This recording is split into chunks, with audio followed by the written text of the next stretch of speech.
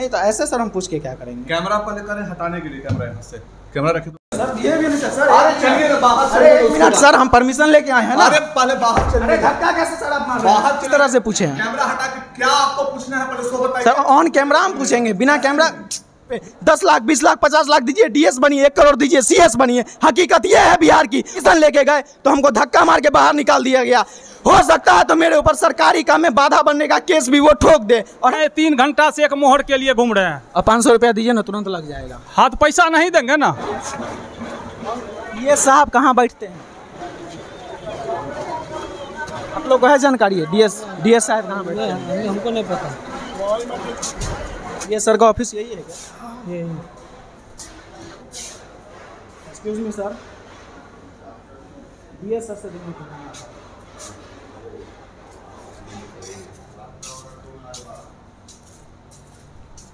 On camera आपसे 2 minute बात कर सकते हैं? ऑन कैमरा आपसे 2 मिनट बात कर सकते हैं? सदर हॉस्पिटल के दवाई खाने के ऊपर उसका सर आपका नाम? इसको रखो पहले। नहीं सर, ऑन कैमरा बात करना है। कैमरा का जो होता है इसको रखिए पहले, तुम लोग पूछिए। नहीं तो ऐसे सर हम पूछ के क्या करेंगे? कैमरा पहले करें हटाने के लिए, कैमरा यहाँ से कैमरा रखे तो पहले कैमरा रखिए। कैसे बिहेव कर रहे हैं? कैमरा रखिए। 1 मिनट सर, ऐसे कैसे बिहेव? ये अस्पताल है, आपका घर नहीं आपसे है। परमिशन लेके आए? आप नहीं, हम आपसे परमिशन लेके आए। मैं आपको दिया हूँ परमिशन? मैं नहीं दिया। आपके ऑफिस के अब चलिए। 1 मिनट सर, ये भी नहीं सर। अरे चलिए ना बाहर। अरे 1 मिनट सर, हम परमिशन लेके आए हैं ना। अरे पहले बाहर अरे चलिए। धक्का कैसे सर आप मार रहे हैं? बाहर चलिए ना, उससे कोई फर्क हमको नहीं है। बाहर चलिए। बाहर चले? हाँ बाहर चलिए, जो पूछना है। हम सर परमिशन लेके ना आए हैं आपके ऑफिस के। आराम से पूछिए। हम आराम से, आपका नाम पूछे हैं? हम किस तरह से पूछे हैं? कैमरा हटा के क्या आपको पूछना है पहले उसको बताइए। सर ऑन कैमरा हम पूछेंगे, बिना कैमरा का हम आपको पर्सनल दुश्मनी जो हम आपसे बिना कैमरा का पूछेंगे। मेरा कोई राइट नहीं है आपको बताने का। हम आपके ऑफिस से पूछ के आए हैं। नहीं, हम दोनों का कोई राइट नहीं। इन्होंने हमको कहा कि आप अंदर आ सकते हैं। हाँ क्यों सर, आप ऑन कैमरा नहीं बात कर सकते हैं? तो ऑन कैमरा बात करने में सर क्या दिक्कत है? खगड़िया सदर हॉस्पिटल के डीएस साहब का बिहेवियर आप लोग देख सकते हैं किस तरह का है। जहां पे एक तरफ लाखों का करोड़ों का दवाई बर्बाद हो चुका और वहां पे सवाल पूछने हम गए तो हमको धक्का मार के अंदर से निकाल दिया गया। ये बिहेवियर है सदर हॉस्पिटल के डीएस साहब की चैम्बर का। बताइए। हमने अपनी माँ का अंगूठा डॉक्टर साहब ने सर्टिफाई कर दी। हमको जो काम था वो डॉक्टर साहब ने कर दिया। और 2 घंटा से हम कभी ऊपर जाओ, कभी डी ऑफिस जाओ, कभी कार्यालय जाओ, कभी नीचे जाओ, कभी ऊपर जाओ। एक मोहर के लिए हम 2 घंटा से घूम रहे हैं। और डॉक्टर साहब बोलता है कि वो जो ऑफिस जाते हैं, ऑफिस में बोलता है जब अशोक चपरासी ही मोहर मारेगा। ये क्या सिस्टम है? सिस्टम तो ये है कि अगर हम अंदर सवाल करने गए, उनसे परमिशन लेके हम अंदर गए, खगड़िया डीएस के ऑफिस के अंदर उनसे परमिशन लेके हम गए, उन्होंने हमको अलाउ किया। हम उनसे ना रंगदारी मांगने गए, ना उनसे हम कोई गलत बिहेव करने गए। हम उनके ऑफिस के अंदर उनसे परमिशन लेके गए तो हमको धक्का मार के बाहर निकाल दिया गया। क्यों बाहर निकाल दिया गया? क्योंकि वो ऑन कैमरा जवाब देने के हकीकत में नहीं थे। ये आप लोग नाम देख सकते हैं, उपाध्यक्ष साहब हैं। और गेट भी बंद हो चुका है, गेट लॉक हो चुका है, क्योंकि वो ऑन कैमरा जवाब देने के हक में नहीं है। वो हमको धक्का मार के बाहर निकाल दिए।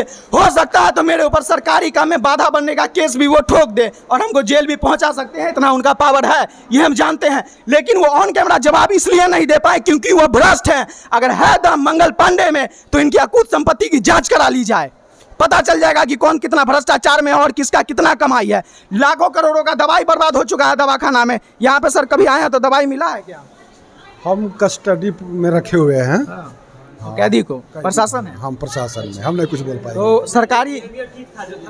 सरकारी हैं ये नहीं बोल सकते हैं। लेकिन इनके सामने लोकतंत्र के चौथे स्तंभ को धक्का मार के डीएस साहब के चेंबर से बाहर निकाल दिया जाता है। कोई व्यवस्था नहीं है। 3 घंटे पूछने जाइएगा तो मार के लिए घूम रहे हैं। 3 घंटा से एक मोहर के लिए घूम रहे हैं। अब 500 रुपया दीजिए ना, तुरंत लग जाएगा। हाथ पैसा नहीं देंगे ना, नहीं तो तुरंत लग किसी कीमत पे पैसा नहीं देंगे। फिर घूमते रहना पड़ेगा, सब आदमी घूमते रहेंगे। खोज शाम तक मिलेगा ना, उसको भी हम उठा के ले चले जाएंगे थाना। पूछने जाइएगा तो धक्का मार के बाहर निकाल दिया जाएगा क्योंकि भ्रष्ट है। हकीकत सामने आ जाएगा कैमरा पे। कहेंगे कि ऑन कैमरा हम नहीं बात करेंगे, ऑफ कैमरा बात कीजिए। और ये हमको रोकने आए कौन है?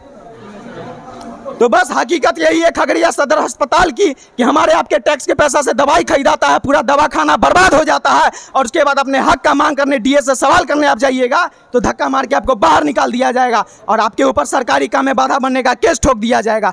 है दम, दावे के साथ ठोक के कहते हैं है दम तो उनकी संपत्ति की एक बार जांच करा ली जाए, पता चल जाएगा किसमें। और शायद यहाँ के डीएससीएस ये चीज भूल चुके हैं कि ये जो लाखों और लाखों में जो कमा रहे हैं और जो ये सैलरी उठा रहे हैं, ये सैलरी इनके बाप के पैसा का नहीं है, हमारे आपके टैक्स के पैसा से है। और ये चीज़ भी ये भूल चुके हैं कि ये हमारे नौकर हैं और ये हमें धक्का मार के बाहर निकाले हैं।